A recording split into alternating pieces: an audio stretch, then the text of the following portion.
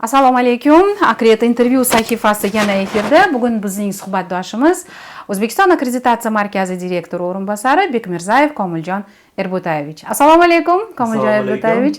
Bizga biroz vaqt ajratganingiz uchun o'z minnatdorchiligimizni bildiramiz. Bilamiz, ishingiz juda ko'p, lekin shunday bo'lsa-da bir savollarimizga javob berib o'tib ketsangiz.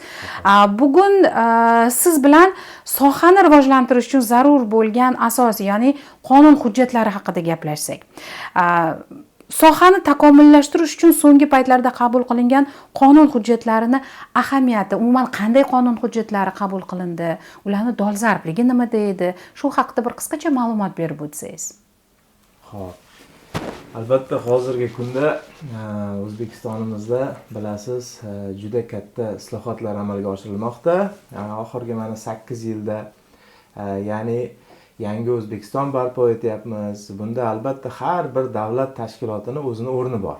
Albatta. Xuddi shunday bizning ham akkreditatsiya markazimiz joyida turgani yo'q. Mana oxirgi 7-8 yilda juda katta islohotlar bo'lib o'tdi.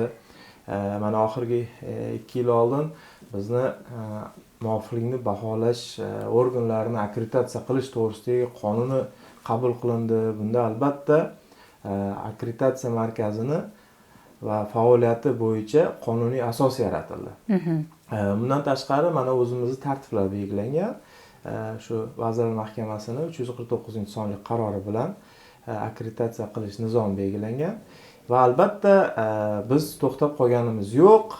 Bu bo'yicha yana ham xalqaro talablarni o'rganib, o'zimizdagi tadbirkorlik subyektlari, ya'ni akkreditatsiyamiz obyektlarini, talablarini, muammolarini o'rganib, bu bo'yicha qo'shimcha o'zgartirishlar kiritib, yangi tartiblar ishlab chiqib, ish faoliyatimizni davom ettiryapmiz. Mana hozirgi kunda markazimiz xodimlari tomonidan xalqaro talablar asosida yangi sxemalar joriy qilyapmiz. Bundan maqsad nima? Bundan maqsad har bir yo'nalishda shu mahsulotlar va xizmatlarni sifatini oshirishga qaratilgan yangi yo'nalishlarni ochib boryapmiz. Mana aytib o'tadigan bo'lsak, yaqinda mana Vazirlar Mahkamasining 372-sonli qarori bilan biz akkreditatsiya qilish nizomiga o'zgartirish kiritdik. Ya'ni bunda ham albatta o'zimizni tadbirkorlarimizga, o'zimizni obyektlarimizga yengillik yaratish, oddiy qilib aytganda, ularni faoliyatini yana ham rivojlantirish maqsadida qabul qilindi.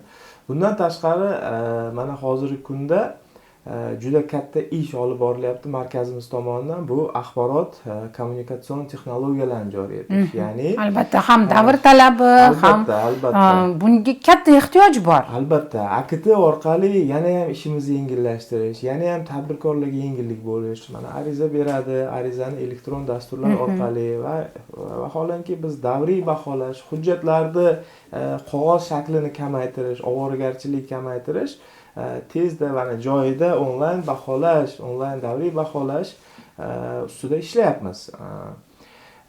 Yana umumiy soha bo'yicha aytib o'tadigan bo'lsam, umumiy soha bo'yicha hozir juda katta islohotlar ketyapti. Ya'ni bizning davlatimiz Jahon savdo tashkilotiga kirish ostonasida turibmiz. Shu maqsadda biz sohamizga tegishli, ya'ni texnik jihatdan tartibga solish sohasi, standartlashtirish, umuman muvofiqlikni baholash, metrologiya sohalarida ham xalqaro talablarni joriy qilyapmiz. Bunda albatta muvofiqlikni baholash tizimi ham o'zgarishi ko'zda tutilgan. Bunda mana yangi muvofiqlikni baholash tizimiga yangi modulli tizim ishga tushirilyapti. Ya'ni muvofiqlikni baholashda modul tizimi asosida mahsulotlarni va xizmatlarni baholash va albatta bunda mana hozir biz aytaylik birinchi qaldirg'och sifatida mana yaqinda qabul qilingan liftlarni va uning xavfsizlik qurilmalarini texnik xavfsizligi to'g'risidagi texnik reglament qabul qilindi. Va texnik reglament Yevropa direktivasi asosida ishlab chiqildi. Ya'ni butun dunyo tomonidan tan olinadigan direktiva asosida ishlab chiqildi. Unda albatta muvofiqlikni baholash tizimi ham xalqaro talablar asosida belgilandi. bu albatta bu birinchi qilgan nima deydi sohada birinchi bir katta yangilik va albatta boshqa sohalarda ham sekin sekin ushbu yo'nalishlarga o'tiladi.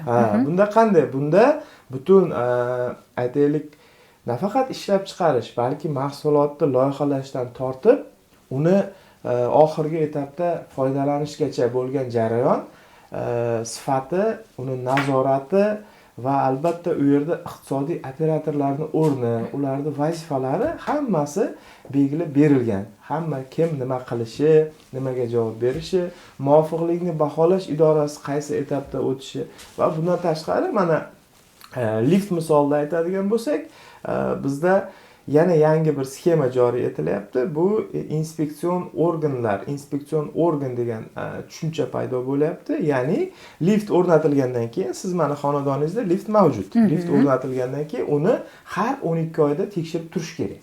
Ya'ni uni oldinlari sanoat qo'mitasi tarkibidagi mutaxassislar tekshirib turar edi, lekin liftlar naqadar ko'pki, ularni u mavjud potensiali bilan, u mavjud mutaxassislarni nima deydi, ish ulgurishi qiyin. Shuning uchun ular ko'p anonga yetib bora olmagan, muammo bor ekan ko'rdik. Shuning uchun mana xalqaro talablar asosida hozir yangi muvofiqlikni baholovchi deymiz idoralar paydo bo'ladi. Bu inspeksion organlar.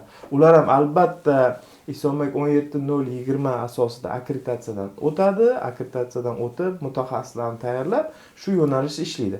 Xuddi shunday boshqa yo'nalishlarda ham katta islohotlar qilinyapti. Mana yaqinda yana farmon loyihasini ishlab chiqyapmiz. Yangi qonunlar ishlab chiqilyapti. Oldin misol uchun davlat nazorati bo'lgan bo'lsa, sekin-sekin bizning soha bozor nazoratiga o'tilyapti. Ya'ni oxirgi tayyor mahsulot, katta qadam. Albatta hali qiladigan ishlarimiz bu yo'nalishda ko'p. Buni birgalikda nafaqat bizning tashkilot, nafaqat bizning yuqori turuvchi tashkilot, balki butun sohadagi o'sha muvofiqlikni baholash organlari deymiz, texnik qo'mitalar deymiz, barcha mutaxassislar bu jarayonlarda albatta ishtirok etishi kerak. Mana hozir islohotlarni aytib o'tdingiz, misollar bilan keltirib, undan tashqari o'sha tashkilotga a'zo bo'lishimiz, Jahon savdo tashkilotiga a'zo bo'lishimiz, xalqaro qonun qoidalar, talablarni bizni hujjatlarimizda ham aks etishi masalasini ham aytib o'tdingiz. Bu haqiqatda katta ish birinchidan, ikkinchidan bizni aytaylik shu akkreditatsiya sohasiga aloqador bo'lgan hujjatlarimizni, ya'ni qonuniy asosni ham bir 80-90% ga o'zgarishga olib keladi. Shunday desam bo'ladimi va aynan nimalar o'zgaradi sizningcha? Albatta shunday desangiz bo'ladi. Bu yerda mana o'zi aslida oxirgi 5 yilda mana shu xalqaro ILAC, EAF tashkilotlariga a'zo bo'lganimizda biz siz aytib o'tganingizdek 80% xalqaro talablar asosida o'zimizning ichki hujjatlarimizni, protseduralarimizni va bundan tashqari yuqorida aytib o'tganimdek qonun bilan biz xalqaro talablar asosida ancha mustahkamlab qo'ydik. Lekin bu hech kim, hech qaysi davlat yoki hech qaysi bir idora joyida turmaydi. Hamma rivojlanishda davom etadi. Albatta, tabiiy jarayon bu. Tabiiy jarayon bu. Shuning uchun bu ertaga yana ham yangi mahsulotlar paydo bo'lyapti. Yana yangi sinov metodlari paydo bo'lyapti. Biz ham albatta buni ortidan yurishimiz kerak. Ya'ni qaysidir sinov uslubiyotlari paydo bo'ldimi, biz uni albatta o'sha standartini o'rganib, talablarni joriy etib, yangi sxemalar paydo bo'lyapti, yangi yo'nalishlar. Ya'ni shuni xalqaro talablar asosida shuni ko'rmoqdamizki, davlat idoralari ma'lum bir sohani to'liq qamrab olib, uni nazoratini nima desam ekan, samaradorlik bermaydi. Shuning uchun sekin-sekin mana xalqaro chet mamlakatlarda, rivojlangan davlatlarda davlat idoralari mana shu akkreditatsiya orqali o'zini funksiyalarini xususiy sektorga, ya'ni aytaylik muvofiqlikni baholash idoralariga, inspeksion organlariga sekin-sekin bizda ham mana shu yo'nalishda ish olib boryapmiz hozir. Rahmat, ertalabdan vaqt ajratib bizga savollarimizga javob berganingiz uchun ishlaringizga omad tilaymiz. Eslatib o'taman, Akredit intervyu sahifasi edi va biz bilan suhbatda O'zbekiston akkreditatsiya markazi direktori o'rinbosari Bekmirzayev Komiljon Erbo'tayevich bo'ldilar. Yana bir marotaba tashakkur. Rahmat.